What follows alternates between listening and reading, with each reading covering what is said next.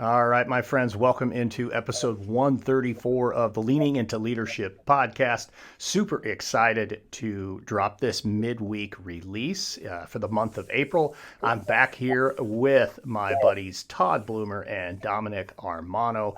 And today, folks, we're going to dive into finding the balance, right? I mean, let's be honest, as leaders, sometimes we can just get stuck, really stuck in that world of the firefighter, where we're just running from one fire to the next, just constantly putting out fires. I've heard people describe it as playing whack-a-mole, where every time you get something done, something else is popping up. And what results from that is that you are no longer focused on the work you really need to be doing.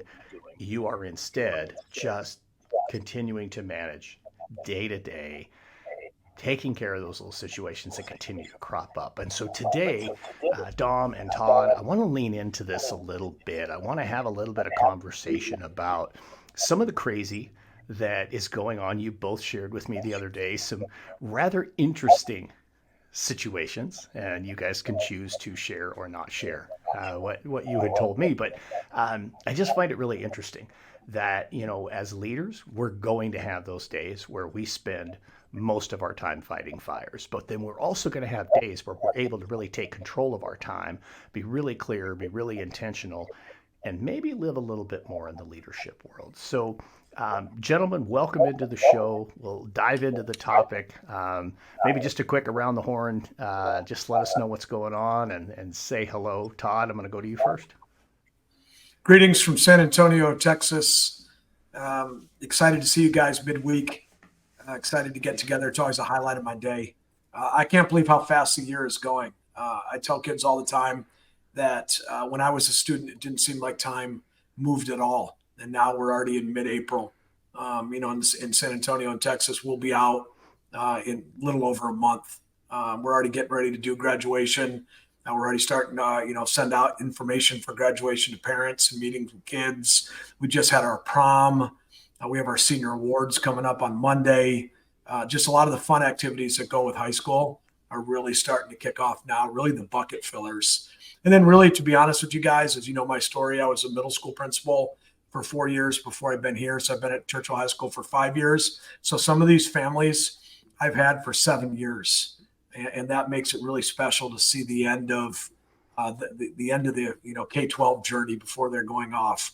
And I might have met them with their brothers or sisters when they were in third grade or fourth grade, and now they're 18 years old and getting ready to go off to colleges or the military or the work world. And it's really rewarding and bucket filling to go. So this is a great time of the year to be at a high school.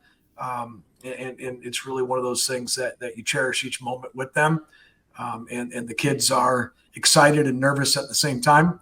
And it brings a great energy to a high school campus in mid-April. Yeah, absolutely. Well, that's awesome. Let's see. How do I top that? Dominic here, coming to you live from the Armano Kid Kitchen. That's right. I'm in the playroom.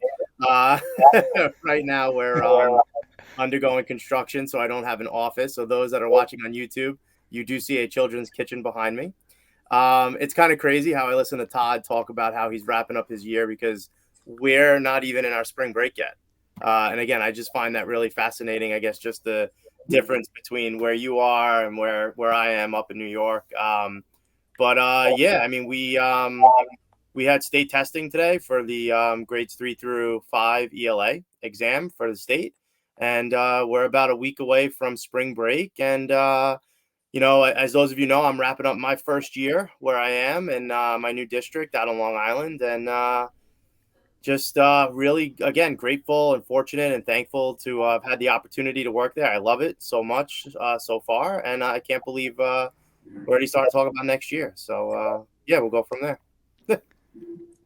And Yeah, I'm just going to, I just want to apologize now. Like every time I look at myself, I see this play kitchen behind me and I may or may not laugh just randomly. So just going to throw that out there now. It's just further evidence that we are running a little bit of a lower budget production here. We're not putting a whole lot of money into the backdrops, but hey, I mean, that's, you do with what you've got to do. And, so you're showing off your kids' play kitchen. I mean, I think that's pretty wonderful. So there you go. I mean, at least your kids have the play kitchen, right? That's a good thing. So, Yeah. so let's kind of dive into this a little bit. I I certainly had those days where you get to work and you blink your eyes and it's 4:25 and you're like, what happened to the day? Like, I don't even know what I did today because just like seven things come flying at you. And let's set aside the big crisis, right? Because, when you have the big crisis, that isn't firefighting. I mean, it is, but it's also that's taking leadership to another level. But I'm just talking like those day-to-day brush fires that just start cropping up. You got these three teachers need this, and a couple kids need this, and then you have this, and then you have that, and man, before you know it, the day has just come off the rails. So you both, like I said, you both shared with me that your days were rather entertaining a couple of days ago when we were texting about putting together this particular episode. What are the things right now that derail you? I mean, how do you categorize that? And I'll say one more thing, and then I'll be quiet for a second.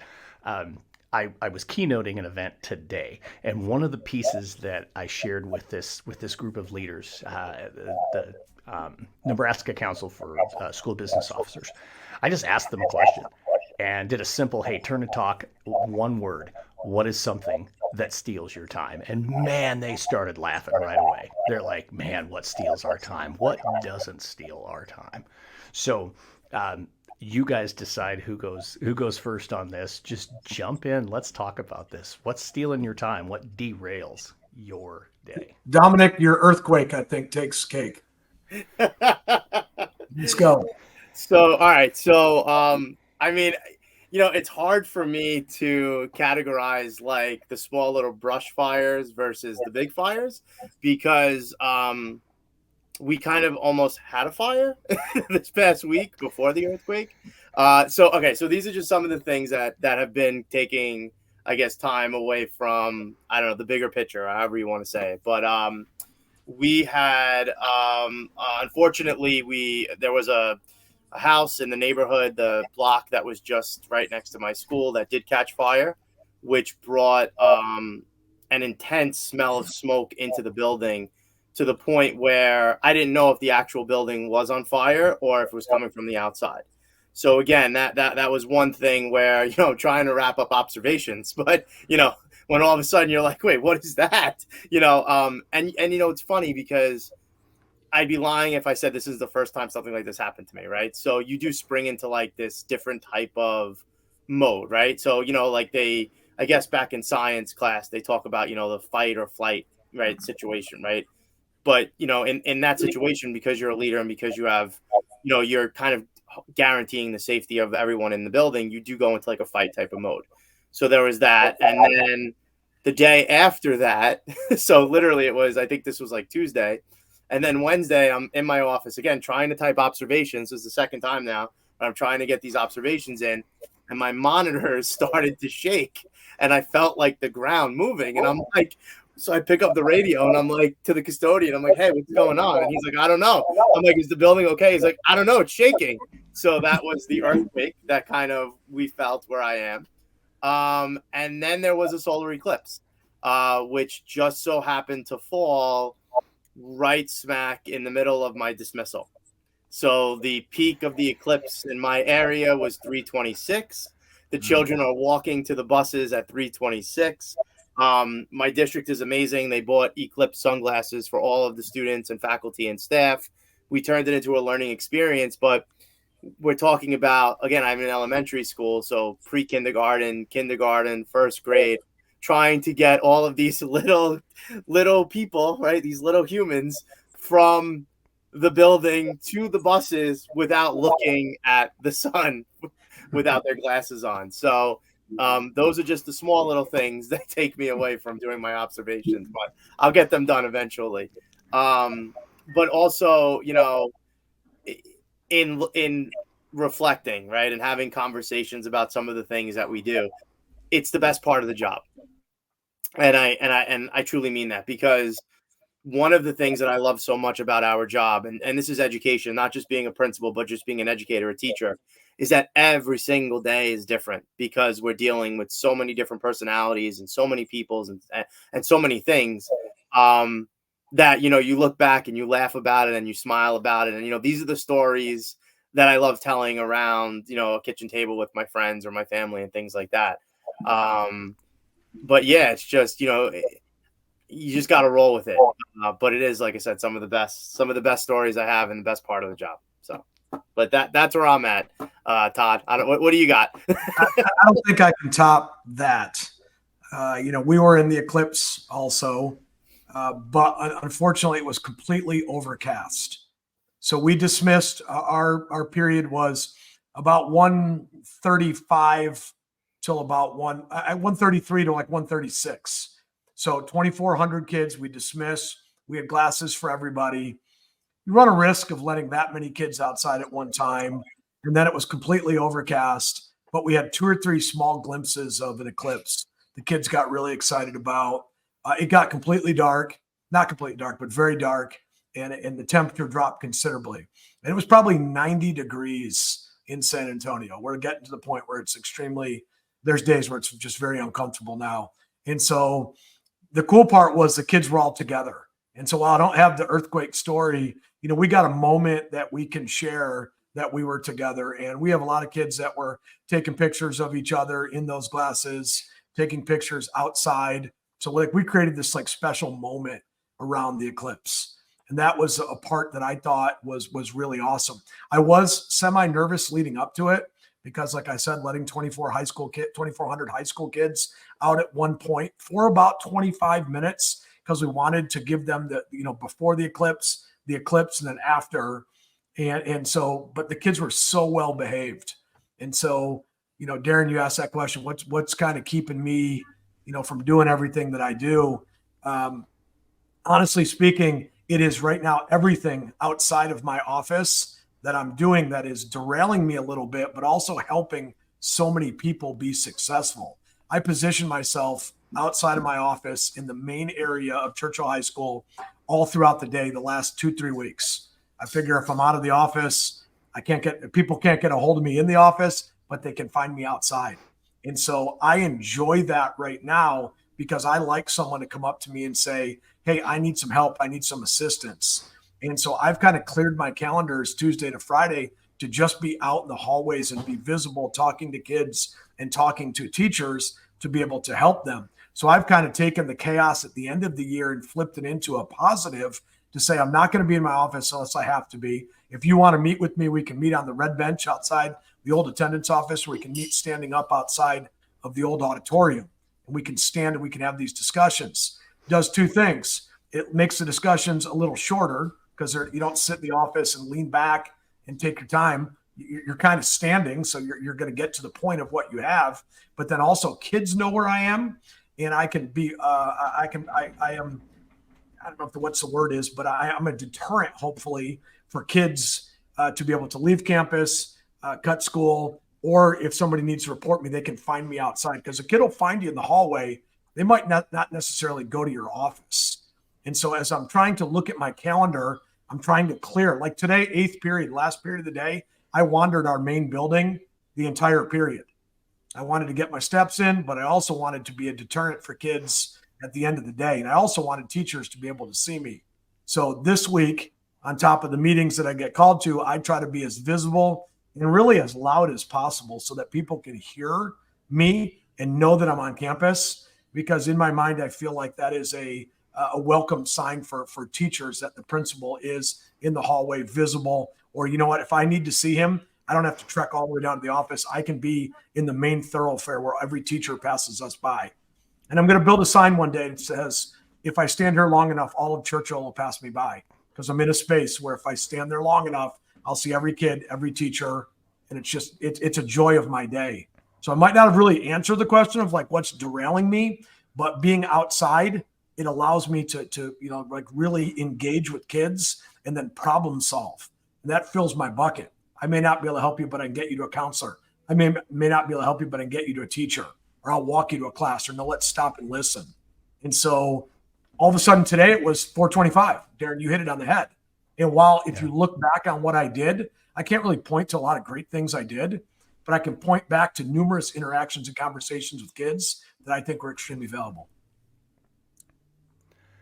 Yeah. So, well, but I think you really hit something big there, Todd. And I wrote a blog about this a couple of weeks ago that, this is the time of year where more than probably any other time of the year, your visibility is just so important. It is so critical that your staff and your students, your parents, your bus drivers, your custodians, your folks working in the cafeteria, I mean, they need to see you. They need to see your two faces out and about in the building. And you need to be really intentional about that. And I like, Todd, how you're talking about that, just simply, clearing your calendar, and I would push folks to maybe even go one step further, clear the calendar, but then fill it back up with different blocks of where I'm going to be in the building or something like that. So that maybe you don't get pulled back away from that, because man, it's tough. It's tough this time of year, but the more you can be out, the more you can be available. I like that you described, being that deterrent. I mean, that's a really important piece, maybe cutting down on the likelihood that a kid makes a poor choice because they know Mr. Bloomer's hanging around somewhere. I think that in and of itself is really big. No questions about it. And I got to say this too, kudos to taking 2,400 kids out during the eclipse. I mean, you essentially took 2,400 high school kids out, decreased the amount of supervision, and then you dimmed the lights.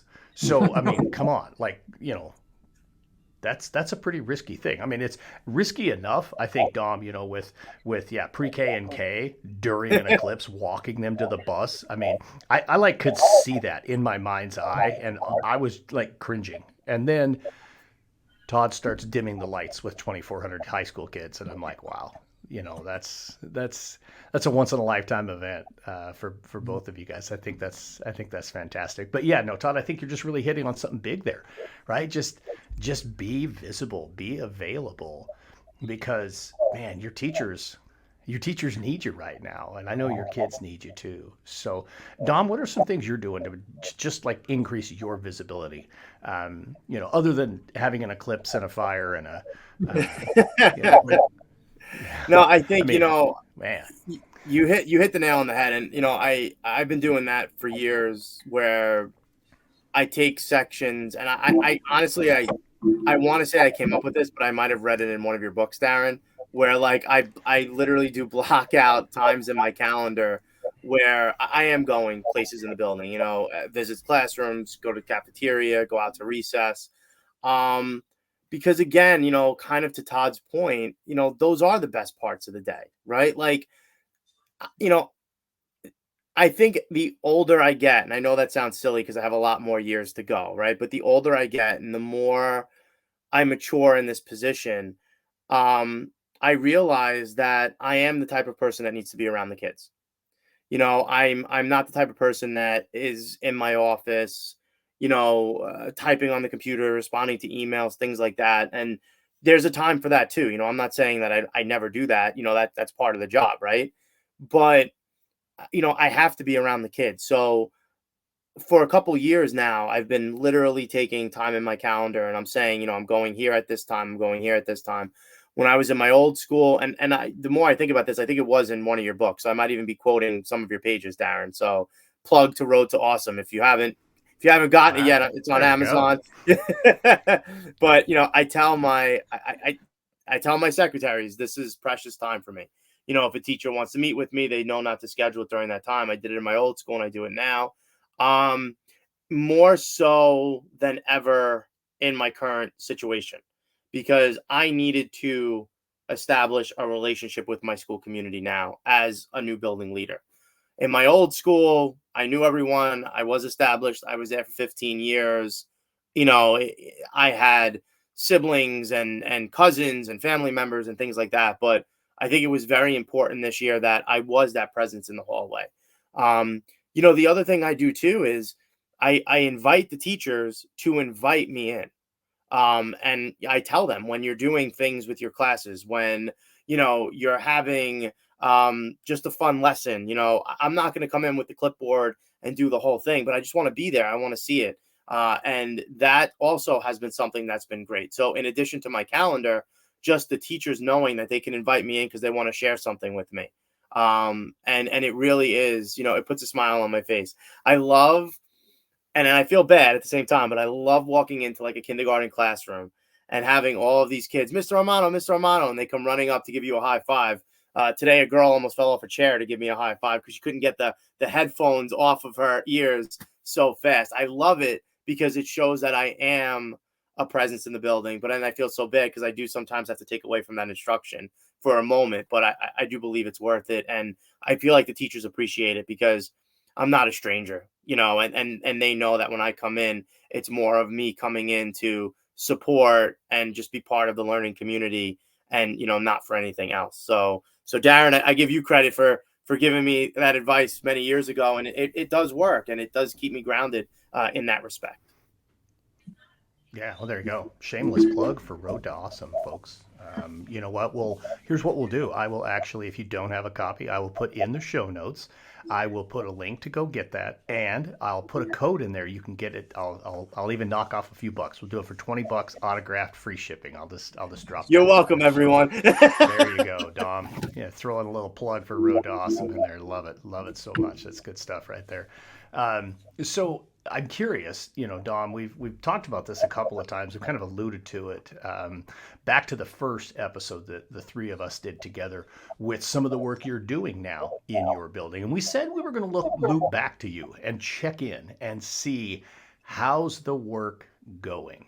What are some of those pieces? You were kind of working on that visioning and that mission work and that type of stuff. So I realize you just had an earthquake. So if you feel like you got to take a pass on giving us an update, we'll probably allow it. But I'm curious, what are you learning as a part of that work, both about your school and your community, but also what are you learning about yourself? I mean, so much. I said it all the time because like we officially, it's nice to say that we officially adopted and created like a mission and a vision for the school.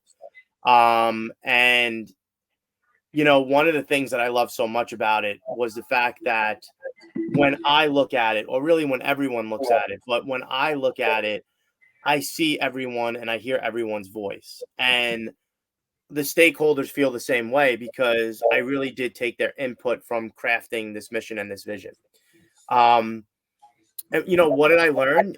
It's funny. And I almost feel embarrassed to say this because you would think this is like Administrator 101. But one of the things that I learned is really, truly the importance of getting input from the community and the stakeholders about the school. And, often I look back on just my years as an assistant principal and then a principal in my old building. And I always tried to get input from the community. But I always felt at the end of the day that even the community that I received or the input that I received from the community was then somewhat manipulated to fit some type of pre-created agenda that was a mandate. I think I truly understand the importance of kind of forgetting about what those mandates are and listening to what's actually happening. Being able or given the ability, and a huge credit to my current superintendent and the board and the district and the community, but having the ability to create something from scratch and then actually going to achieve that is amazing. Where, yes, there are standards and we're teaching to the standards, and I'm not saying we're not doing that. But when we look at the whole child and we look at the social emotional development of that, and we look at community partnerships and we look at parent engagement, and now we have like these set pillars that are kind of addressing those things and actually going for it. And every professional development that I get to create to address one of these areas that the people in the community helped create.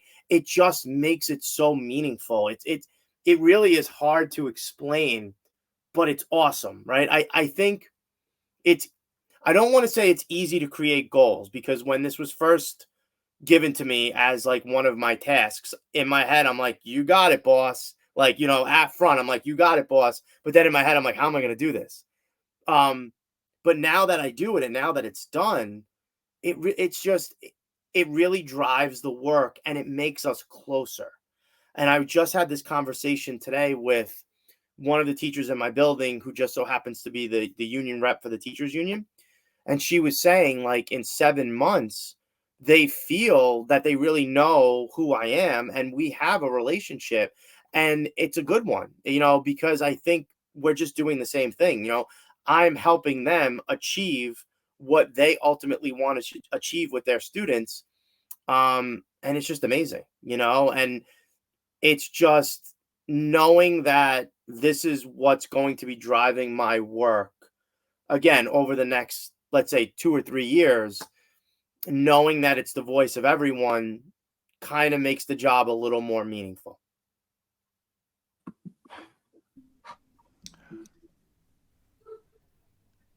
Go ahead, Todd. Look like you're going to jump in there. Yeah, 100%. And I think, Dominic, you're right on when you talk about soliciting voice amongst your stakeholders. And a shameless plug one day for the hashtag, the blueprint. That'll be my next book that'll be dropped at some point. But I've deemed it the Bloomer triangle of success. And when a school is functioning at the highest level, you have voice from your teachers, you have voice from your parents, and also the third often most forgotten group, and the group that I am able to maybe tap into a little more than you can at the elementary school, is students. And so many times, we do things at school to kids. We implement things, we implement policies, procedures, structures. We don't ask, we don't seek their input. When they're 18, I started off by talking about how exciting it is. I just talked to a kid that got into Harvard. I mean, I've never had anybody from Churchill High School that I know of when I was principal that got into Harvard. Like, this kid is smarter than Todd Bloomer. So when asking for input, his voice really matters when it comes to the day-to-day operations of the campus, from safety to security to, teachers to, hey, just how's it going? And oftentimes I don't think that we ask students enough.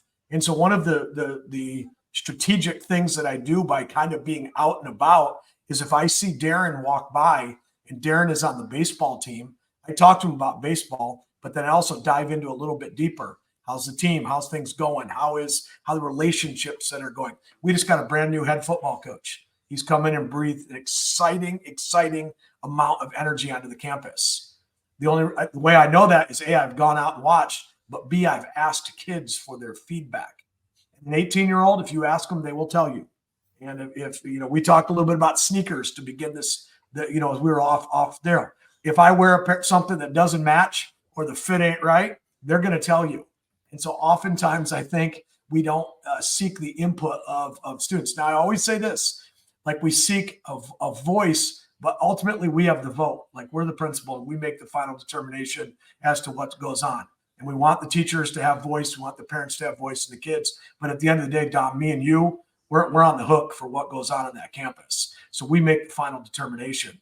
So by being strategic and then being out, I get to know the kids, but also I can talk to the kids about how things are going. And oftentimes I don't have to do a call slip to call little Dom out of class third period, because I may see him during passing period, talk to him for a minute or two, and then walk him to class, and I've accomplished 2 or 3 different things. Plus, I can now pop into that classroom, see how things are going. That teacher sees me in a different part of the building. So being out and about is not just being out of the office and not wanting to be in a computer. It gets real strategic, because one of my beliefs is that a student needs to be able to come to the principal and say, you know what, I don't like the way we're dismissing after school. And in the old days, we used to say, no, you be quiet. I'm the principal and you're going to listen to me. But nowadays, they believe they can go tell you anything. If you teach a kid how to advocate for themselves and how to advocate in a polite way, we're helping students move into the future, but also we're getting great feedback on the structures that we have in play on our campus. And so really, I think I don't know if I could do it at elementary school. I guess that's where I'm getting at with some of this, because, like, I guess, a 5-year-old or 7-year-old could tell you, But an 18-year-old, you can really sit down and have a heartfelt conversation about the day-to-day operations of a school, and they're going to give you their truth. And now what you do with it is kind of up to you. So I love that part about being at a high school, is saying to Dom, how's it going? And then never really knowing what you're going to say back to me, but knowing it's going to be your truth. Well, I mean, I don't think I could ever be in a high school, so I guess we're meant where we need to be. But it's funny because I guess what you said just kind of also relates to elementary, because I'll ask a question and I never know what's coming out of their mouth either. That's very true for completely different reasons, but but certainly very very true. I mean, you guys are both hitting on something, and I just think it's just so critical. If we're not really embracing and listening to the voice of our students, we're really missing out. I mean, Todd, I think you said it really well. Sometimes education is something that we do to kids, but we really should be doing it with them. We talk about those parent partnerships and how important those things are, and those community partnerships and how important those things are. But we can't lose sight of that student partnership. I mean, they're not the silent partner here, or at least they shouldn't be the silent partner here. I mean, after all, they should be the one that is reaping the greatest benefit of the work that we're doing each and every day in our schools. So definitely some really great stuff there. So guys, let's do this. We're kind of winding down this particular episode, and here it is again. We're at the middle of April. Man, by the time we release our mid-May episode, Todd, you're going to be right at the precipice of graduation. Dom, maybe you will have had spring break by then. I don't know. But certainly we're starting to wind it down. And Todd, you guys can you can see the runway. I mean, it's like you're starting to line the plane up with the runway to get it on the ground. Dominic hasn't even started his initial descent yet. But as we wrap up this particular episode, the thoughts between now and mid-May for administrators, just maybe one thing that each of you guys could share, maybe just a thought, a word of encouragement, a strategy, a hack, something to help between now and then. And you can't say go take a late spring break, because Dominic gets to do that for some reason. I don't know why, but let's I'll jump in, Darrin. I got you to jump in. Just go. Yes, sir. All right. I was just telling a group at lunch, and I got a little group I call the Lunch Bunch, and it's 3 seniors and a junior, and I try to visit them every day, fourth period, and just talk with them. It's a bucket filler at lunch duty. And I told 3 seniors, and this would be my advice to administrators, is even though I can't wait to go on my summer vacation and I can't wait to get kids across, because graduation can be stressful for an administrator, cherish each moment and live in each day. Like, tomorrow is an exciting opportunity for a lot of great things. And like, don't wish it away. Don't miss an opportunity. Don't miss an opportunity to sit in the dugout with a baseball team, or go sit and listen to the band play one more time, because some of those kids may never play baseball or be in the band again after that. And so really, I have to constantly remind myself that, like, I'm wrapping up a senior class that'll never be back at Churchill High School again. And I want to share in those memories with those kids. So be present in everything that you do. Enjoy the Saturdays and Sundays, and my wife and I Sunday fun day. But tomorrow from 8 to 4:30 or 5 o'clock or 6 o'clock, whenever I get out of Churchill High School, enjoy every minute and every interaction that's there. And then as I'm out there, maybe that one interaction is just what that kid needs. And so it really gets me fired up to be out there, a cup of coffee in hand, as I'm out there talking to kids, and really just enjoy each moment, because it's going to fly by no matter what. And if we're out there enjoying the moment, making the most of it, that's the bucket filling of the job that may not oftentimes, the pay doesn't make up for it, the hours don't. It's those moments that we can create. So enjoy each moment that we're out there, and cherish it, because tomorrow's not guaranteed, and we're not getting back yesterday. Wow. I mean, Todd, we are totally on the same page. This time of year is, I'm not going to take credit for this. My AP says it all the time, where it's like we're teetering between this school year and next school year, right? So we're still trying to wrap up this school year, but our head's already at next school year, talking about scheduling, looking at staffing, which I have to rub in. I am able to hire a teacher for next year, and I have 800 resumes to go through. I poke, poke, poke, poke, poke. but but Todd, you're 100% right. It's all the little things. We have next week. We have like a kid heart challenge that's taking place at 7:30 in the morning in the gym, where I'm going to get pied in the face, right? And then we have the field days that are coming up, and the moving up ceremonies, and the district-wide carnivals. And, it's all of those things where I think I speak for every educator everywhere. We're exhausted right now, right? It's hard to believe. We're winding down the year. We're tired. We're exhausted. But it's those little things that just always keep me going this time of the year, because it's so much. Like, by the time June ends, my head's going to be spinning between the award ceremonies and the dances and this and that. But that's really what I've always leaned on at this time of the year to kind of get me through and bring me home the summer vacation. So we're on the same page, Todd. I love that. I think that's awesome. And I cannot top what the two of you are putting out there. So I'm just simply going to say this. Yes to everything that Todd and Dominic just said, but practice some gratitude as you're out and about, when you're going around and you're checking in with everybody and seeing what they need. Tell them thank you for the work that they do. Tell them thank you for being a student, that's a model student at Churchill. Tell them thank you for being a teacher. Tell them thank you for, being that person who's right there, helping, serve lunch, at your elementary in Sayville there, Dom. I mean, just say thank you. I think that's a really big thing. It's easy to forget about it. It's not November. We're not, counting our blessings at Thanksgiving right now. Yeah. I'm just simply saying, tell the people that are out there doing the work, thank you. Let them know you appreciate them. You know that they're going to appreciate hearing it. So, folks, that's what we got for you with episode 134 of the Leaning Into Leadership podcast. As always, Dom, Todd, thank you so much for circling the wagons with me here once a month. I absolutely love this time with you guys. It's a bucket filler. It energizes me, and I know we're bringing a lot of value to the listeners of Leaning Into Leadership. So thank you both. Thank you, guys. All right, folks, get out there. Have a road to awesome week.